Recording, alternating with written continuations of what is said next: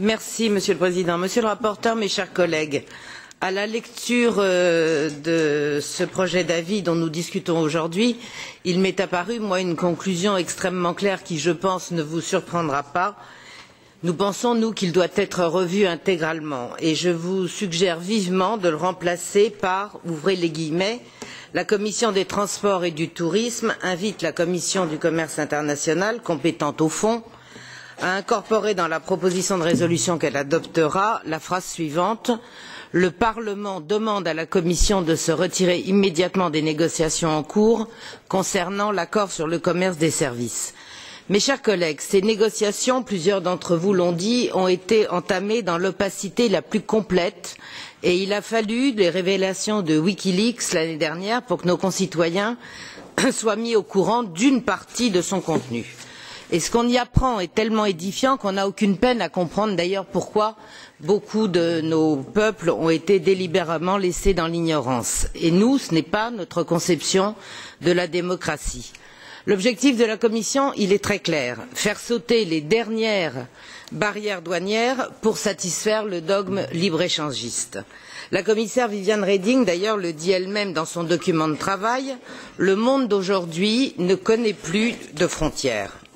Elle déplore évidemment parallèlement que certains pays fassent obstacle à la compétitivité européenne.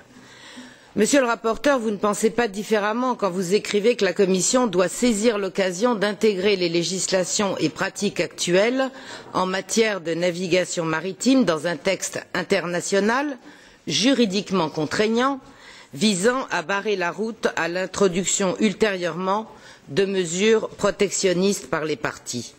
Mais enfin, qu'est-ce qui nous autorise à décider de ce qui est bon ou mauvais à la place des peuples? Par exemple, si demain les Français décidaient ou souhaitaient rétablir le monopole public des autoroutes, eh bien, en vertu de cet accord, ils ne le pourraient pas. Cela vaudra d'ailleurs pour l'ensemble des services qui n'auront pas obtenu d'exemption au moment de la signature de l'accord. Que ce soit à l'échelle locale, régionale ou nationale, les peuples seront donc dans l'impossibilité de revenir sur toute privatisation ou libéralisation, clause de statu quo, et il leur sera seulement autorisé à libéraliser encore davantage. Dernier point enfin, les États membres de l'Union européenne n'ont pas voix au chapitre. Pourtant, si on en reste au domaine des transports, il y a de nombreuses divergences entre les États membres. Ainsi, si la France souhaite que le rail reste un monopole public, mais que l'Union européenne en décide autrement, et décide que dans le cadre des accords, le rail devait être privatisé et ouvert à la concurrence, aussi bien nationale qu'étrangère, eh bien, évidemment, la France ne pourra pas s'y opposer. Mes chers collègues, je suis ici pour défendre l'intérêt des Français et non pour servir de caution démocratique à tous ceux qui rêvent d'un monde sans frontières. J'insiste par conséquent pour que notre commission demande l'arrêt définitif et urgent de ces négociations, et ce, au nom de la souveraineté et de la liberté des peuples. Je vous remercie.